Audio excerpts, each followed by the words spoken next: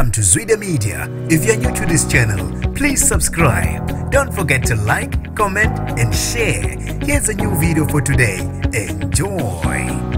Usale ushaqekile umphakathi wasetsakane umama nendodana eneminyaka engu14 bebulala ingane eneminyaka engu16 maqede bayigqiba egcekeni. Nginibingelele ngiphinde nginamukele kuphina kuphi lana balokhona le video. Mangoqala usijonele elikhasi wamwelekile igama lami ngosibonga konke wakandwande mothanda ungangibiza intatheli ka YouTube. Usale ushaqekile umphakathi wasetsakane kubulawa intombazanyane eneminyaka engu16 ngesikhulu Isihluku. Kube ukuthi uanti wale ntombazane wayishaya kanye nendodana yakhe anduba ayibulale babe sebegqiba ke egcekeni emgodini ababezofaka kulona ithango. Kube ukuthi ke nge16 zika March wabe sehamba epolice station eyo report ukuthi intombazane ilahlekile, kanti ke intombazane uyibulele benendodana yakhe. Kubikwa ukuthi umfana oneminyaka engu14 wayilekelela umama wakhe ukuze kubulawe intombazana akabange sakuthola ukuthula engasalali nasebusuku, waze wathatha ifoni wafonela ubaba wentombazane le abayibulala, wakhuluma lonke iqiniso ukuthi bayibulala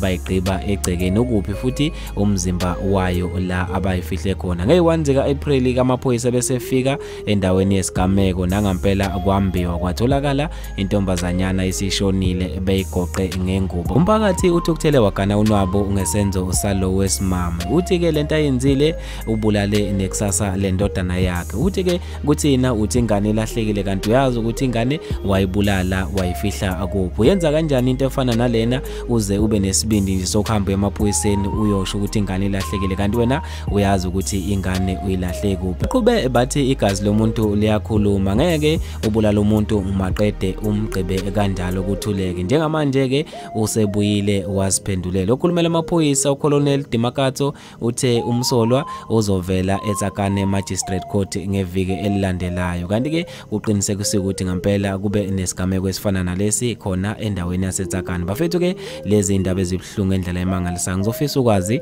ukubhala kwakho khona lapha kwi-comment section ngalo lo daba. Mina nje ngintatheli ka YouTube sengiphuma kanje ngithi awungibambe evidweni elandelayo.